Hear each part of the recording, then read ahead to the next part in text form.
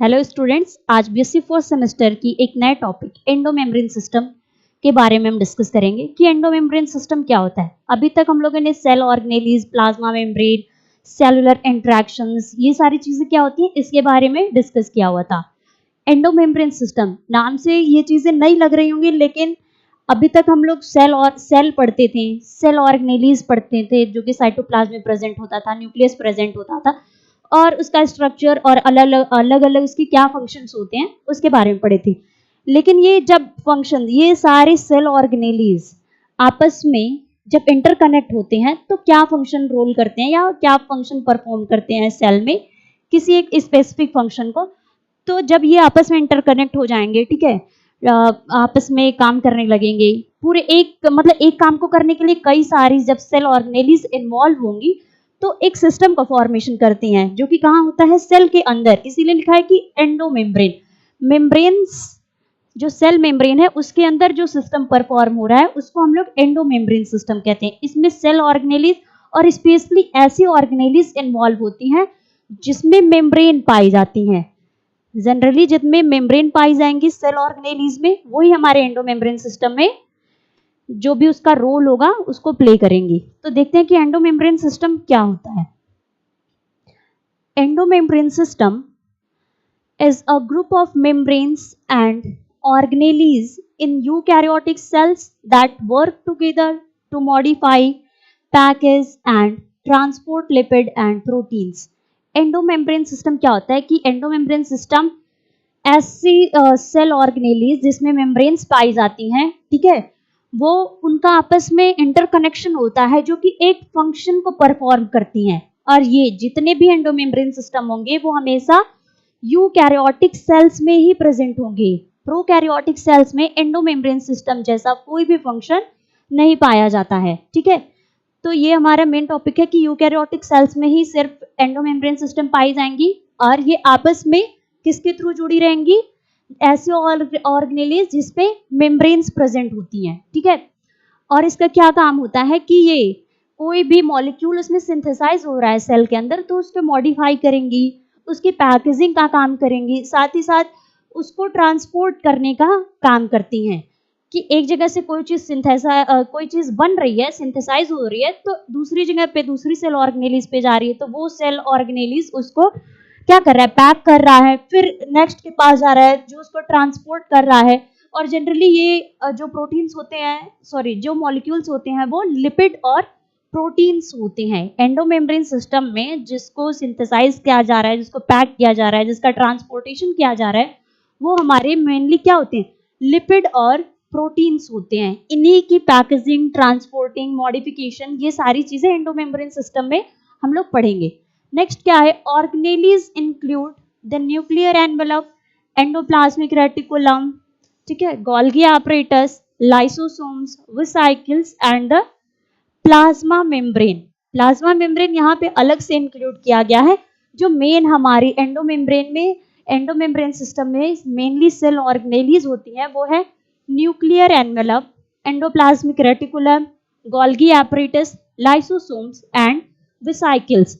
Mainly ये सारी cell organelles चारों पांचों मिलके आपस में एंडोमेम्ब्रेन सिस्टम का फॉर्मेशन करती हैं। प्लाज्मा मेम्ब्रेन का काम बाद में आता है, जब ये मॉलिक्यूल सेल में नहीं जरूरत होती है तो उसको किसी प्रोसेस के थ्रू सेल से बाहर निकाला जाता है तो उसका फंक्शन उस टाइम पड़ता है, वैसे नहीं। इसका क्या फंक्शन होता है, functions are compartmentalization, protein trafficking and maintaining the homeostasis. Endomembrane system का मेन फंक्शंस क्या होता है कि ये जितने भी, ठीक है, कंपार्टमेंटलाइजेशन होते हैं, मतलब जो सेल में मॉलिक्यूल बन रहे हैं, ठीक है, उसको छोटे छोटे वेसिकल्स में कंपार्टमेंटलाइज कर देते हैं, ठीक है। प्रोटीन ट्रैफिकिंग, प्रोटीन को पैकेज करना, ट्रांसपोर्ट करना, ठीक है, उसका फॉर्मेशन, ये सारी चीजें हमारे एंडोमेम्ब्रेन सिस्टम में होती हैं। और सेल की होम्योस्टैसिस को मेंटेन करने का काम भी एंडोमेम्ब्रेन सिस्टम में होता है। तो ये था एंडोमेम्ब्रेन सिस्टम। अब इसके क्या क्या कंपोनेंट्स होते हैं, ठीक है। मेजर जो कंपोनेंट होते हैं सेल मेम्ब्रेन के वो है न्यूक्लियर एनवेलप, जो हमारे सेल में न्यूक्लियस पाया जाता है, ठीक है, जो उसकी मेम्ब्रेन होती है उसी को न्यूक्लियर एनवेलप या न्यूक्लियर मेम्ब्रेन कहते हैं। वो एंडोमेम्ब्रेन सिस्टम का एक इंपॉर्टेंट कंपोनेंट होता है। इसका स्ट्रक्चर कैसा होता है, ये देखिए यहाँ पे ये मेम्ब्रेनस स्ट्रक्चर है, यहाँ पे डबल मेम्ब्रेन न्यूक्लियस एनवेलप की प्रेजेंट होगी, ठीक है। Surrounding the nucleus regulates the material and passage. ये क्या करता है कि जितने भी मटेरियल्स होते हैं, ठीक है, उसको न्यूक्लियस के मटेरियल्स को सराउंड मतलब उसको घेरे रहता है, ठीक है, उसको साइटोप्लाज्म से अलग करने का काम करता है। और एंडो रेगुलेट्स द पैसेज, और जो भी उससे मटेरियल निकल रहा है, जैसे ये डीएनए कंटेन करता है, डीएनए से ट्रांसक्रिप्शन और ट्रांसलेशन के प्रोसेस के थ्रू प्रोटीन की सिंथेसिस होती है, तो किस तरीके से हो रही है, ठीक है, तो वो आगे के मटेरियल्स को न्यूक्लियस से सेल के बाकी सेल ऑर्गेनेलीज के पास ट्रांसपोर्ट करने का काम करता है। नेक्स्ट सेल ऑर्गेनेली हमारी एंडोप्लाज्मिक रेटिकुलम। एंडोप्लाज्मिक रेटिकुलम के बारे में अगर हम लोग डिस्कस किए होंगे तो ये ऐसी सेल ऑर्गेनेलीज है, ठीक है, जिसके दो सरफेस होते हैं, ठीक है, एक सरफेस स्मूथ होता है, दूसरा रफ होता है। जो सरफेस स्मूथ होगा उसको स्मूथ एंडोप्लाज्मिक रेटिकुलम, जो सरफेस रफ होगा उसको रफ एंडोप्लाज्मिक रेटिकुलम कहेंगे। ये दो पार्ट में डिवाइड है। देखिए फर्स्ट है स्मूथ एंडोप्लाज्मिक रेटिकुलम। इस सरफेस पे क्या होता है, सेल मेम्ब्रेन के एंडोप्लाज्मिक रेटिकुलम के इस सरफेस पे क्या होता है, यहाँ पे जिसपे भी जो सरफेस स्मूथ होगा इसका मतलब है कि यहाँ पे राइबोसोम्स नहीं प्रेजेंट होंगे। राइबोसोम जब नहीं प्रेजेंट होंगे तो यहाँ पे लिपिड की सिंथेसिस होगी, साथ ही साथ ये डिटॉक्सिफिकेशन का काम करता है और कैल्शियम स्टोरेज का काम भी स्मूथ एंडोप्लाज्मिक रेटिकुलम करता है। नेक्स्ट है रफ एंडोप्लाज्मिक रेटिकुलम। जिस सरफेस पे एंडोप्लाज्मिक रेटिकुलम के राइबोसोम्स के मॉलिक्यूल्स प्रेजेंट होंगे उसको हम लोग रफ एंडोप्लाज्मिक रेटिकुलम कहेंगे। इसका क्या काम होता है कि राइबोसोम्स प्रोटीन सिंथेसिस में हेल्प करते हैं, ठीक है। Rough endoplasmic reticulum protein synthesis में हेल्प करते हैं, साथ ही साथ इनिशियल फोल्डिंग ऑफ पॉलीपेप्टाइड की जो चेन होती है, ठीक है, उसको फोल्ड करने का काम भी इस रफ एंडोप्लाज्मिक रेटिकुलम में होता है। नेक्स्ट है गोल्गी एपरेटस। इसका क्या काम होता है, गोल्गी एपरेटस एक एंडोमेम्ब्रेन सिस्टम का नेक्स्ट है। ये इसी सीरीज में अरेंज ही रहेंगे, ठीक है। नेक्स्ट ऑर्गेनेलीज है, इसके भी मेम्ब्रेन्स होते हैं। इसका क्या काम होता है कि ये मॉडिफिकेशन करता है sorts and package protein and lipids for the delivery to their destination. Golgi apparatus जिसको क्या बोलते हैं, ट्रांसपोर्टेशन हाउस या फिर सेल का यहाँ पे ट्रांसपोर्टेशन की काम होती है, ठीक है। ये क्या करते हैं कि जितने भी स्मूथ या रफ एंडोप्लाज्मिक रेटिकुलम से जो भी मटेरियल्स निकल रहे हैं उसको पैक करने का, जो भी प्रोटीन या ये लिपिड सिंथेसाइज हो रहा है उसको मॉडिफाई करेंगे, उसमें कुछ चीजें ऐड करने की या उससे हटाने की जरूरत पड़ेगी, तो ये एंडोप्लाज्मिक गोल्गी एपरेटस में होता है। ये पैक करेंगे प्रोटीन और लिपिड्स को, और जहां भी सेल में या सेल के बाहर उसकी जरूरत होगी तो उसको ट्रांसपोर्ट करने का काम, उसके डेस्टिनेशन तक पहुंचाने का काम गोल्गी एपरेटस का होता है। नेक्स्ट है हमारा, एक एक सेल ऑर्गेनेलीज को डिटेल में पढ़ते हैं कि क्या चीजें होती हैं, ठीक है। नेक्स्ट है एंडोप्लाज्मिक रेटिकुलम। इसका क्या काम होता है, एंडोप्लाज्मिक रेटिकुलम, ठीक है, दो तरीके के होते हैं, एक रफ एंडोप्लाज्मिक रेटिकुलम और एक स्मूथ एंडोप्लाज्मिक रेटिकुलम। यहाँ पे राइबोसोम्स के जब मॉलिक्यूल्स प्रेजेंट होंगे तो उसकी सरफेस को ये रफ बना देते हैं, ठीक है, उसकी सरफेस को क्या बना देते हैं, रफ बना देते हैं। छोटे छोटे पार्टिकल्स होंगे जो एंडोप्लाज्मिक रेटिकुलम पे अटैच हो जाते हैं तो उसको रफ बना देते हैं उस सरफेस को, और इसी सरफेस पे प्रोटीन की सिंथेसिस होती है। देखिए इसका क्या काम होता है कि synthesis of proteins for secretion, membrane insertion और lysosomes role in quality control of protein folding. Rough endoplasmic reticulum में क्या होता है कि ये हेल्प करते हैं कि जितने भी प्रोटीन सिंथेसाइज हो रहे हैं, ठीक है, उनका सिक्रीशन या फिर उसमें क्या क्या चीजें ऐड करने लायक है, जो भी मतलब प्रोटीन चाहिए होता है, ठीक है, उसको उस फॉर्म में कन्वर्ट करने का काम करते हैं। और जो भी उससे केमिकल रिलीज हो रहा है जो सेल के लिए हार्मफुल है, या फिर लाइसोसोम फॉर्मेशन का काम कहाँ होता है, हमारे एंडोप्लाज्मिक रेटिकुलम में। ये हमारे रफ एंडोप्लाज्मिक रेटिकुलम का काम है। फिर आते हैं स्मूथ एंडोप्लाज्मिक रेटिकुलम। ये इसका सरफेस स्मूथ इसलिए रहता है क्योंकि जो राइबोसोम्स के पार्टिकल्स इस सरफेस पे एंडोप्लाज्मिक रेटिकुलम पे नहीं प्रेजेंट होते हैं, और यहाँ पे हमारी लिपिड की सिंथेसिस होती है। एंडोप्लाज्मिक रेटिकुलम के स्मूथ एंडोप्लाज्मिक रेटिकुलम पे हमारी किसकी सिंथेसिस होती है, लिपिड्स की। ये क्या करते हैं, metabolize carbohydrate, detoxifies drugs, regulates calcium ion concentration in muscle cells. इसका क्या काम होता है कि ये क्या करते हैं, कार्बोहाइड्रेट के मेटाबॉलिज्म में हेल्प करते हैं। कार्बोहाइड्रेट के मेटाबॉलिज्म में ये हेल्प करते हैं, और जितने भी केमिकल्स ये ड्रग्स, जो भी हार्मफुल केमिकल यहाँ पे हमारे सेल्स में बनते हैं, ठीक है, या कहीं से भी आ जाते हैं, तो उसको डिटॉक्सिफाई करने का काम करते हैं, उसको खत्म करने का काम करते हैं। एंड ये कहाँ होता है, हमारे स्मूथ एंडोप्लाज्मिक रेटिकुलम पे। साथ ही साथ ये कैल्शियम आयन को स्टोर करने का काम करते हैं, और उसकी कंसंट्रेशन को रेगुलेट करने का काम करते हैं मसल सेल्स में। ये मसल सेल्स में जो इसका काम होता है, ठीक है, वो कैल्शियम आयन कंसंट्रेशन को रेगुलेशन का काम होता है, और उसको स्टोर करने का काम होता है यहाँ पे। नेक्स्ट सेल ऑर्गेनेलीज को देखते हैं कि क्या है, गोल्गी एपरेटस। गोल्गी एपरेटस, इसका क्या काम होता है, प्रोटीन एंड लिपिड की प्रोसेसिंग। जो प्रोटीन एंडोप्लाज्मिक रेटिकुलम से बन के आ रहा है या लिपिड, उसको आगे की प्रोसेस में किस तरीके से उसको कन्वर्ट किया जाए कि वो आगे प्रोसेस्ड हो सके, तो ये सारा काम गोल्गी एपरेटस में होता है। गोल्गी एपरेटस के दो फेज होते हैं, एक फेज होता है सिस फेज, जिससे वो किसी भी मॉलिक्यूल को रिसीव करता है, ठीक है, और एक फेज होता है ट्रांस फेज, जो अगर उसको अपनी सेल अपनी इस गोल्गी एपरेटस से किसी भी मॉलिक्यूल को बाहर भेजना है, ठीक है, तो वो फेज ट्रांस फेज के थ्रू ही होता है, ठीक है। देखते हैं cis phase, receive proteins from the endoplasmic reticulum. Cis phase का क्या काम होता है कि ये प्रोटीन्स या लिपिड को रिसीव करते हैं, कहाँ से, एंडोप्लाज्मिक रेटिकुलम से। जो एंडोप्लाज्मिक रेटिकुलम में लिपिड या प्रोटीन बन रही है, ठीक है, लिपिड या फिर प्रोटीन बन रही है, वो भेज देता है किसके पास, गोल्गी एपरेटस के पास, ठीक है, गोल्गी एपरेटस के पास। यहाँ पे क्या होगा, लिपिड या प्रोटीन की प्रोसेसिंग होगी, ठीक है, कि वो उसको किस तरीके से पैक किया जाए, मॉडिफाई किया जाए कि आगे की प्रोसेस के लिए वो ट्रांसपोर्ट हो सके। फिर है मीडियल रीजन में क्या होता है इसके, जो गोल्गी एपरेटस का अगर स्ट्रक्चर देखें,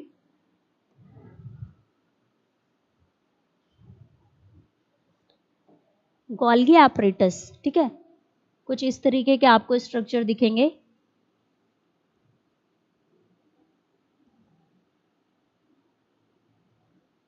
एक फेज होता है सिस फेज, ये होता है सिस फेज। यहां से क्या होते हैं, मॉलिक्यूल्स रिसीव होते हैं। मॉलिक्यूल, जो भी मॉलिक्यूल कहां से बन रहा है, एंडोप्लाज्मिक रेटिकुलम से रिलीज हो रहा है, वो सारा मॉलिक्यूल गोल्गी एपरेटस में भेज दे रहा है, किस फेज पे, सिस फेज पे, ठीक है। सिस फेज उसको रिसीव कर रहा है, और इसके बीच में क्या काम हो रहा है कि मिडल रीजन में मॉडिफिकेशन, जैसे ग्लाइकोसाइलेशन या फॉस्फोराइलेशन जैसी प्रोसेस कहाँ हो रही है, गोल्गी एपरेटस में। जो लिपिड या प्रोटीन बन रहा है, उसको कोई मॉलिक्यूल ऐड करना हो या उससे कुछ रिमूव करना हो, उसकी वेसाइकिल को बनाना हो, तो ये सारे प्रोसेस हमारे मिडल रीजन में होते हैं, गोल्गी एपरेटस के मिड रीजन में। देन आता है ट्रांस फेज। इसका क्या काम होता है कि ships proteins and lipids to their destinations. जो भी मॉलिक्यूल्स बन गए हैं, ठीक है, उसका मॉडिफिकेशन हो गया है, मेनली काम इसका होता है मॉडिफिकेशन, ठीक है, उसको मॉडिफाई करते हैं कि किस तरीके से ये आगे प्रोसेस्ड हो सके। तो ये मिडिल रीजन में होता है। अब जैसे ही ये सारी चीजें हो गई, ठीक है, बन गया, उसको मॉडिफाई हो गया, यहाँ पे पैक हो गया, इसको post office of the cell भी बोलते हैं, ठीक है। गोल्गी एपरेटस को post office post office of the cell भी कहते हैं, ठीक है। यहाँ पे मॉडिफिकेशन और पैकेजिंग का काम मेनली इसी सेल ऑर्गेनेली में, इसी सेल ऑर्गेनेली में होता है। और ट्रांसफेज जो भी प्रोटीन या लिपिड बन गए हैं उसको आगे के लिए प्रोसेस्ड कर देगा, उसके डेस्टिनेशन तक पहुंचाने का काम करेगा। अब ये छोटे छोटे वेसाइकल्स रिलीज करते हैं, जिसमें जो वेसाइकल, ठीक है, एक मेम्ब्रेन जैसी स्ट्रक्चर होती है, उसमें प्रोटीन या लिपिड हमारे भरे रहेंगे। और ये वेसाइकल कहाँ से रिलीज हो रहा है? गोल्गी एपरेटस से। Forms transport vesicle for trafficking. अब ये वेसाइकल, ठीक है, आगे की अगर किसी सेल ऑर्गेनेलीज में जरूरत है या सेल में किसी पार्ट में सेल की जरूरत है, तो ये वेसाइकल पूरी सेल में घूमता रहेगा कि जहां जरूरत है वहां पे उसका ये यूज हो जाएगा, मतलब ट्रैफिकिंग का काम वहां पे करेगा। ये था हमारा गोल्गी एपरेटस। नेक्स्ट है lysosomes, waste disposal system. Lysosome generally क्या करता है, इसमें बहुत सारे ऐसे एंजाइम्स होते हैं जो कि जितने भी मैक्रोमोलिक्यूल्स या हार्मफुल मॉलिक्यूल्स होते हैं या कोई भी सेल ऑर्गेनेलिस प्रॉपर तरीके से फंक्शन नहीं कर रही है, तो उसको खत्म करने का काम करते हैं। अपने डाइजेस्टिव एंजाइम वहां पे रिलीज कर देते हैं, जिससे वो मॉलिक्यूल कन्वर्ट हो जाता है, टूट जाता है। इसके क्या काम होता है? Membrane bound sacs containing hydrolytic enzyme. ये भी मेम्ब्रेनस स्ट्रक्चर है जिसमें हाइड्रोलिटिक एंजाइम्स भरे रहते हैं। इसका क्या काम होता है कि break down of macromolecules, old organelles and pathogens. जितने भी मैक्रोमोलिक्यूल्स हैं अपने हाइड्रोलिटिक एंजाइम वहां पर रिलीज करेगा और उसको माइक्रोमोलिक्यूल्स में तोड़ने का काम करेगा, या फिर जो भी सेल ऑर्गेनेलीज है उसको खत्म करने का काम करेगा। किस प्रोसेस के थ्रू? उसको बोलते हैं ऑटोफेजी। जब सेल खुद के ही सेल ऑर्गेनेली को खत्म करने लगे या फिर जो अच्छी तरीके से फंक्शन नहीं कर रहे हैं, तो वो प्रोसेस ऑटोफेजी कहलाती है। और ये लाइसोसोम ही करता है, बाकी कोई सेल ऑर्गेनेली ये काम नहीं कर सकता है, ठीक है। और पैथोजेंस, कोई भी बाहरी पार्टिकल जो सेल के लिए हार्मफुल है, ठीक है, उसको खत्म करने का काम लाइसोसोम करता है। किस प्रोसेस के थ्रू? फैगोसाइटोसिस की प्रोसेस के through. As example lysosomal storage disorder like Tay Sachs disease. कभी कभी क्या होता है कि लाइसोसोम आउट ऑफ कंट्रोल हो जाता है, ठीक है, उस पर उसका कोई कंट्रोल नहीं रहता है, तो ऐसे में क्या होता है कि डिसऑर्डर्स होने लगते हैं, जैसे टी सच डिजीज। इसमें क्या होता है कि लाइसोसोम बहुत ज्यादा मात्रा में हाइड्रोलिटिक एंजाइम्स रिलीज करेगा और ये एंजाइम अपने ही सेल को खत्म करने का काम करने लगते हैं। यही डिजीज टी सच डिजीज कहलाती है। नेक्स्ट हमारा वेसाइकल्स, जो भी गोल्गी एपरेटस से, ठीक है, पैक्ड लिपिड और प्रोटीन निकल रहे हैं, वो वेसाइकल के फॉर्म में रिलीज होते हैं या फिर वैक्यूल्स के फॉर्म में। वेसाइकल्स जनरली यूकैरियोटिक सेल्स में फॉर्म होती हैं, जनरली एनिमल सेल्स में। प्लांट सेल में ये वैक्यूल्स का फॉर्मेशन करती हैं। Small membrane bound transport containers, ये कैसे होते हैं? ये भी मेम्ब्रेन के बने हुए होते हैं और जितने भी चीजें बन रही हैं, ठीक है, उसको ट्रांसपोर्ट करने का काम करती हैं, लिपिड और प्रोटीन के ट्रांसपोर्टेशन में।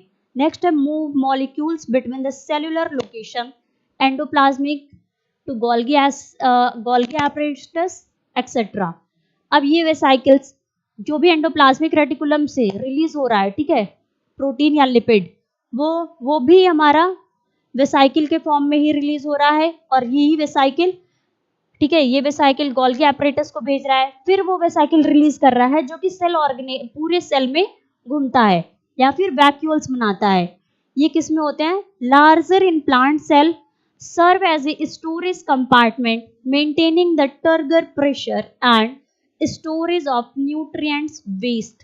जैसे लाइसोसोम या वेसाइकल्स होते हैं एनिमल सेल्स में, उसी तरीके से प्लांट सेल में वैक्यूल्स होते हैं जो कि बहुत ज्यादा होते हैं। अबाउट 50% जो सेल का स्पेस होता है वो वैक्यूल से घिरा रहता है, बाकी में बाकी के सेल ऑर्गेनेलीज और न्यूक्लियस पाए जाते हैं। इसका क्या काम होता है कि स्टोरेज कंपार्टमेंट की तरह काम करते हैं। कोई भी मॉलिक्यूल सेल में ज्यादा मात्रा में स्टोर हो गई है, ज्यादा मात्रा में उत्पन्न हो गई है, ठीक है, उसको स्टोर करेंगे, या फिर कोई भी हार्मफुल चीजें आ रही हैं सेल के अंदर उसको भी स्टोर करने का काम करेंगे। साथ ही साथ जो प्रेशर होता है, टर्गर प्रेशर एक तरीके का प्रेशर होता है जो कि प्लांट सेल में ही प्रेजेंट होता है, उसको मेंटेन करने का काम करते हैं। और न्यूट्रिएंट्स और वेस्ट को भी स्टोर करने का काम वैक्यूल्स ही करते हैं। ये सिर्फ प्लांट सेल में प्रेजेंट होंगे, प्लांट सेल्स में। एनिमल सेल्स में या तो बहुत छोटे होंगे या फिर नहीं ही प्रेजेंट होंगे। तो ये था हमारा एंडोमेम्ब्रेन सिस्टम के क्या क्या कंपोनेंट्स थे। प्लाज्मा मेम्ब्रेन एंडोमेम्ब्रेन सिस्टम का कोई भी पार्ट नहीं है, लेकिन फिर भी इसको पढ़ते हैं क्योंकि जो भी प्रोटीन या लिपिड सिंथेसाइज हो रहा है अगर वो सेल में नहीं चाहिए हो तो सेल किन किन प्रोसेस के थ्रू उसको अपने से बाहर भेजती है, तो इसीलिए प्लाज्मा मेम्ब्रेन की स्टडी करते हैं। Plasma membrane phospholipid bilayer with embedded proteins. Plasma membrane की एक लेक्चर पढ़ी होगी तो आप लोग उसको देख लीजिएगा, ठीक है, जिसमें हम लोग फास्फोलिपिड बाइलेयर की मतलब जितने भी मेम्ब्रेन होते हैं, बायोलॉजिकल मेम्ब्रेन होते हैं, वो किससे मिलकर बने होते हैं, फॉस्फोलिपिड। लिपिड के 2 लेयर प्रेजेंट होंगे, ठीक है, डबल लेयर्स में ये प्रेजेंट होगा और इससे फॉस्फेट ग्रुप अटैच रहेगा जो कि इसको फॉस्फोलिपिड बनाते हैं, ठीक है। तो ये फॉस्फोलिपिड बाइलेयर, साथ ही साथ इसमें प्रोटीन्स प्रेजेंट होंगे जो कि कहाँ होंगे, लिपिड के बीच में धसे हुए होंगे, ठीक है। इसमें 2 तरीके के प्रोटीन होंगे, एक होगा पेरिफेरल प्रोटीन,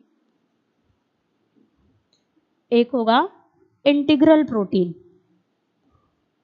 पेरिफेरल प्रोटीन अगर इसका जनरल स्ट्रक्चर देखें बायोलॉजिकल मेम्ब्रेन का या किसी भी प्लाज्मा मेम्ब्रेन का,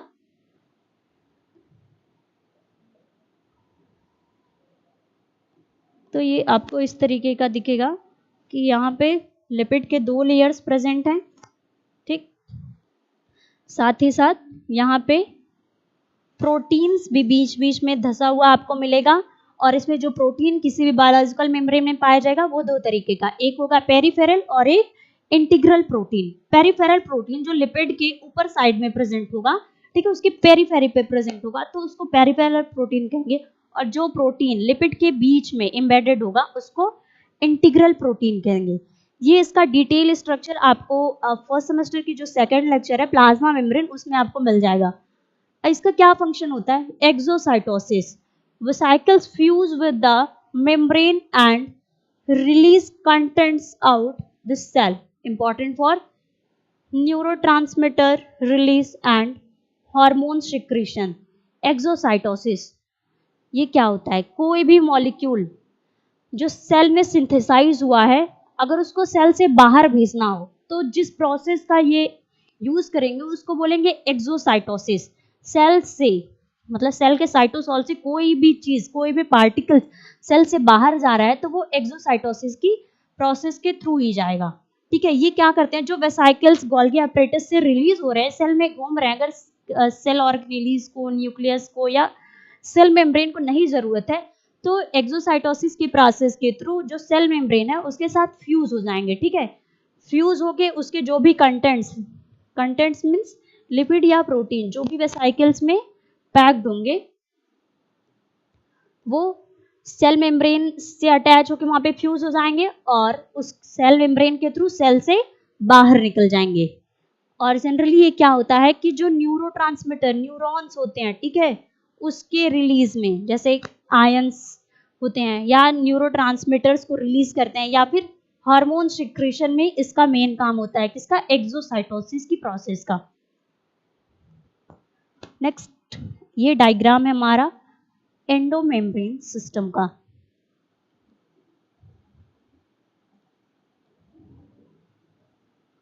एंडोमेम्ब्रेन सिस्टम, इसमें हम लोग जितने भी सेल ऑर्गेनेलिस को पढ़े हैं, फर्स्ट था हमारा न्यूक्लियर एनवेलप, ये था हमारे फर्स्ट सेल ऑर्गेनेली, ठीक है। ये तो सेल ऑर्गेनेलिस के आपके पार्ट हो गए। ये है राइबोसोम्स, ये हमारा क्या, एंडोप्लाज्मिक रेटिकुलम।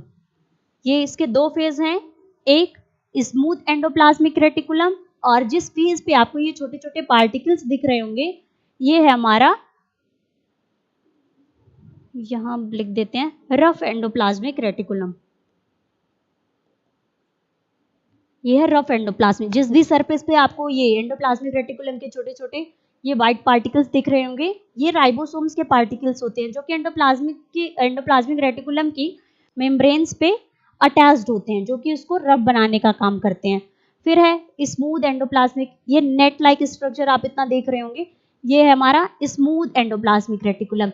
यहीं पे लिपिड की सिंथेसिस होती है, ठीक है, और इस पे प्रोटीन्स की,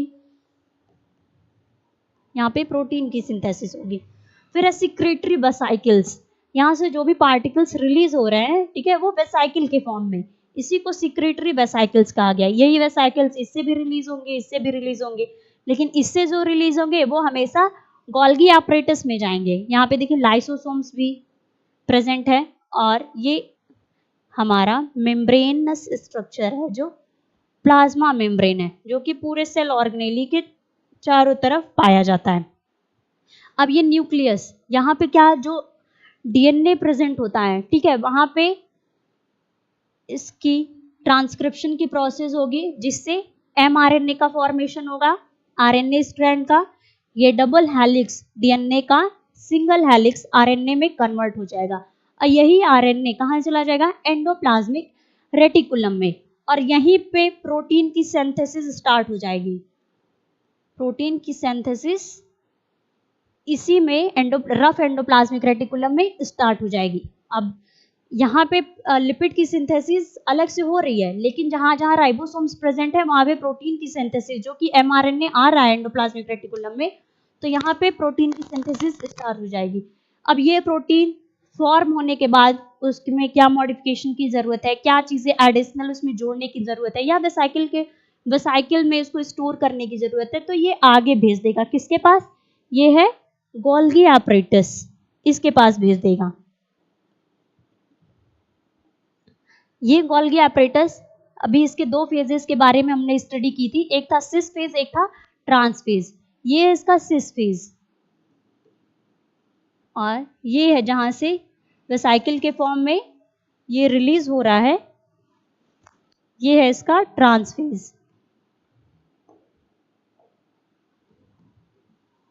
ये इसका ट्रांस फेज, जिससे भी जो भी एंडोप्लाज्मिक रेटिकुलम से लिपिड या प्रोटीन बन रहा है, वो उसके सिस फेज से गोल्गी एपरेटस रिसीव करेगा, और इसके मिडिल रीजन में क्या होगा कि अगर उसमें जो भी मॉडिफिकेशन, पैकेजिंग या जो भी उसको जरूरत है मॉडिफाई की, या ट्रांसपोर्ट में किस तरीके से वेसाइकिल का फॉर्मेशन हो, तो ये सारी चीजें गोल्गी एपरेटस के किस रीजन में होंगी, मिडिल रीजन में। ये इस रीजन में मॉडिफिकेशन का काम चलेगा और पैकेजिंग का।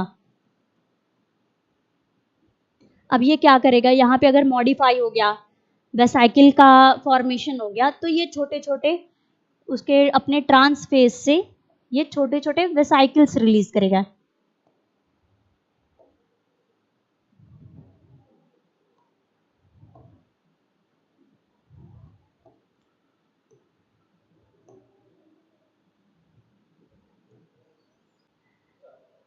नेक्स्ट है endocytosis and vesicle formation.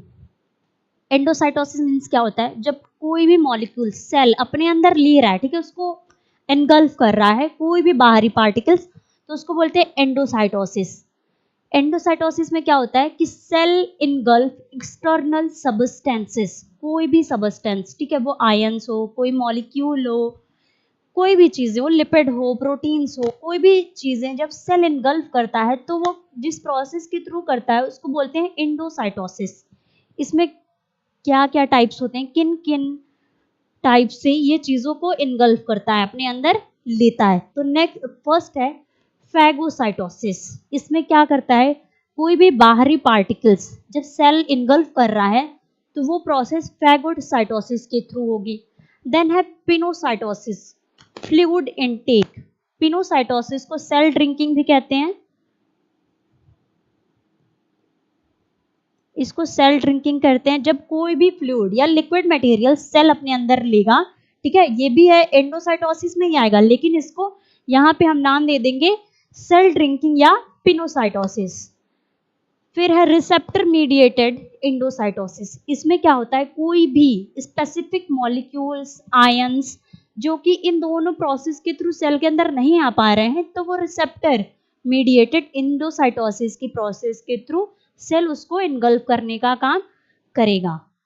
Phagocytosis को हम लोग सेल ईटिंग भी कह सकते हैं। सेल ईटिंग, कोई भी बड़े मॉलिक्यूल जब सेल अपने अंदर ले रहा है, ठीक है, उसको फैगोसाइटोसिस और उसको सेल ईटिंग भी कहते हैं। पिनोसाइटोसिस को सेल ड्रिंकिंग। कोई भी फ्लूइड मटेरियल या लिक्विड मटेरियल जब सेल अपने अंदर ले रहा है तो वो पिनोसाइटोसिस की प्रोसेस के थ्रू कोई भी आयंस या कोई भी ऐसे मॉलिक्यूल जो सेल इन दोनों प्रोसेस के थ्रू अपने अंदर नहीं इनटेक कर पा रहा है, तो यहाँ पे एक रिसेप्टर काम करेगा, ठीक है, तो वो प्रोसेस कही जाती है रिसेप्टर मीडिएटेड एंडोसाइटोसिस।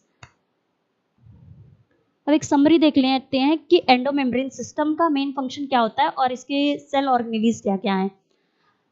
ये protein production pathway, endomembrane system को प्रोटीन प्रोडक्शन पाथवे भी कहते हैं, क्योंकि यहाँ से जो न्यूक्लियस से mRNA न्यूक्लियर एनवेलप से रिलीज हो रहा है वो एंडोप्लाज्मिक रेटिकुलम के पास आ रहा है, फिर यहाँ से वो प्रोटीन सिंथेसाइज कर रहा है, वो किसके पास भेज रहा है, गोल्गी एपरेटस के पास। ये छोटे छोटे वेसाइकल्स रिलीज करता है और यही वेसाइकल्स सेल में घूमते रहते हैं। किसी भी सेल ऑर्गेनेलिज को अगर जरूरत है तो वो उसको इनटेक कर लेता है, नहीं तो वो कहाँ पे आ जाता है, प्लाज्मा मेम्ब्रेन से फ्यूज हो जाता है।